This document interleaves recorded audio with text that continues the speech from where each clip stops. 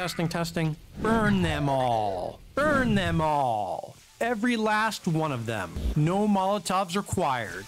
Just plain old wood. Welcome, survivors. This is Eerie Knight of the Suit Posse, and from my previous Fallout mod videos, I torched zombies using wood floors and Molotovs to set the floors aflame. I had several comments suggesting the use of campfires or forges, as they don't require Molotovs for one thing, and secondly, they won't destroy themselves after burning for a while. Essentially, infinite fire. My only concern is if placing said workstations in harm's way, how long can they last?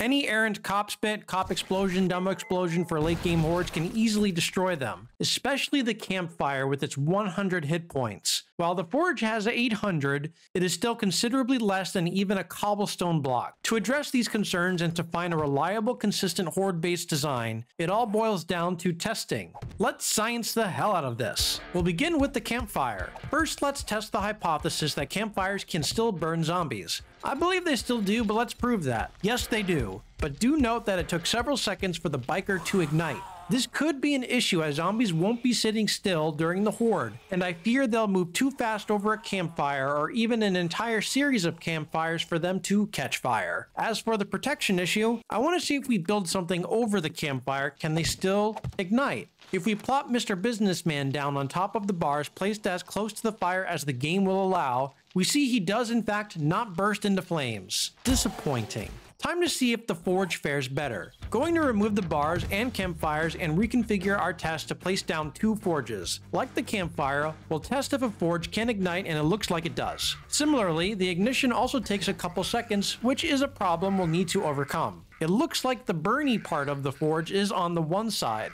If we block the other side of the forge, the zombies still light on fire. If we conduct the same bar test to try and protect the forge, the same thing happens. Nothing. What if we try a different block? How about scaffolds? Nope. I think we need a block that doesn't completely stop them from dropping below a bit closer to the flame. Let's try placing some pillar 0.025 meter half side centered shapes. These are narrow and form a gap when placed end to end. That may allow zombies to dip below far enough to get burned. Bingo. Up till now, the zombies have been stationary. Time to introduce some more realism and allow them to run around and see what it will take to ignite them. First, we'll give it the ideal conditions and remove the pillar shapes, allowing them to directly run over the forge. As you can see, she runs so fast across it while chasing me that she doesn't ignite. Only if I slow down will she spend enough time over the forge to catch fire. Placing the pillars back leads to the same results. The zombies will require some time to ignite, so allowing them to run unimpeded will not work. I see 3 ways ahead. First, we drop zombies into a pit in which they are trapped and forced to remain over the workstations. That can work in theory, but since we did that type of design in the Fallout mod videos, I want to do something different today. Secondly, we could make a path lined with forges that leads to a fighting position, barricading them, preventing them from moving across, thus igniting and catching fire. I do like the idea, but I just did a melee base in the last Fallout mod video, so kinda want to do something different. And lastly, we make a path, but instead of barricading them on the other end, and we let them pass freely through and somehow slow them down or squeeze them into the fire. The last option still has more open questions with no guarantee to work as effective as the first 2 options. Let's do it anyway. Well, here's our build site. We've got a nice plot of land over here that we can build upon with some nice scenery. As in our test, we will need to place down our forges and build around them not only for protection, but also to support the pillar shapes running over the forges, as forges do not have structural stability to support the weight on their own. Speaking of which, I'll put the pillars right over the burny part of the forge. Now, the base I am constructing is meant for like a day 30-ish horde. I'm sure a design like this can rock the very early game, so I'm not even going to bother testing that out. Since one of my major concerns are cops, I want those to spawn. This design needs to prove it can handle that threat. Early game, you'd probably want to go with campfires as they are much easier to build, but by day 35 or so, you should be able to build forges easily. With a basic setup in position, time to test out what it will take to ignite the zombos. The control for our little experiment will be a single zombie. Despite needing to run over 5 consecutive forges, I suspect she will run across unharmed. And in fact, she does just that. However, a horde will have more than a single zombie.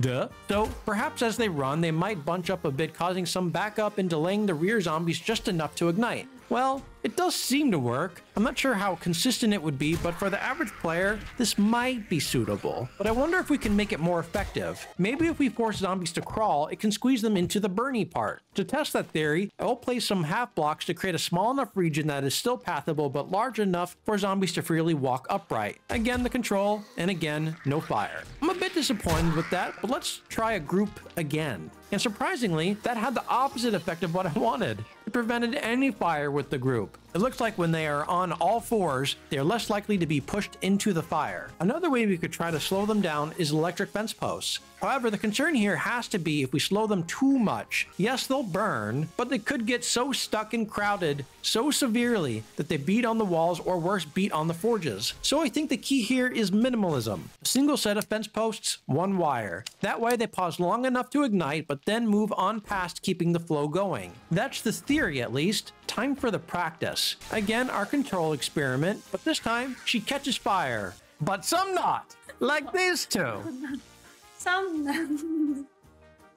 Spawning a group of zombies, also burning, bam! But we do need to be careful as they are bunching up a bit and jumping on top of each other. We'll need to prevent that. But yeah, I think this will be more consistent than just having them naturally bunch, though that does seem to do the trick in the event a fence post gets destroyed. To help alleviate some of the bunching, I'm going to double the width of the forge path, meaning 5 more forges placed next to each other. That way, our path can be too wide, allowing zombies to flow better through. So what happens after the zombies pass on through? This next part is quite optional depending on your tastes. We can connect it directly to a fighting platform as in option number 2 that I gave earlier. You could also extend a path out a little distance, put a fighting platform and shoot from afar. And lastly, you could create an AFK style base that will force zombies into a loop and just burn them. I will actually go with a hybrid strategy. I'd like to shoot some, but also have the base sustain itself while I do other stuff. For the AFKE part, I'll use the wedge and arrow slide. First the wedge and arrow lows adjacent to the path, followed by the wedge and arrow middles, and the cube quarter meter on top to force zombies onto the slide. With this design, we can let them slide and climb back up, or we can shoot at them as they come down the path. Freedom is in the choices. To give us the option of repairing the electric fence posts in the night, I want to see what it would take to reach them. We can't reach them directly from the platform, but if we float out a bit, we can start repairing from right around here-ish. So I'll extend a path out to there using non-zombie pathable shapes. And to protect myself against any spitters or from accidentally falling down, I'll put some barricades on the sides. Inside the base, I have 2 switches that each control a different electric fence post set. I'll only ever use one at a time, so if one gets destroyed and I cannot repair it, I can use the other as a backup. As far as the functional parts of the base, that's pretty much it. The rest of the design can be whatever you like, so I'll just cut right to the end product. Here it is. Not much different, some slight repainting, and finished our fighting platform. Time to test this out during the Horde and see what shakes out.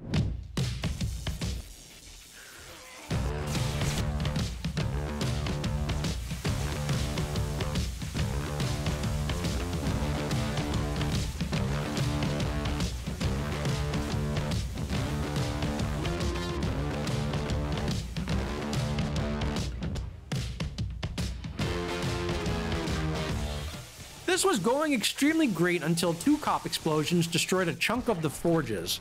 My greatest fear from the outset of doing this design. From then on, it broke the main functionality. Attempting a second try leads to an even quicker failure. It really is dependent on where the cops explode, which leads me to think that if you are wanting to AFK, it is best not to use this strategy. You are better off just doing a more reliable AFK design. Instead, I think this is much better suited for fighting. By targeting the cops, you should hopefully be able to keep them alive long enough. Damn, that was unfortunate. Barely a half hour in, I got a bit cocky, wasn't actively clearing the field, and let a cop explode. Well, that's the worst case scenario, losing some forges from the get-go. Let's see if we can recover.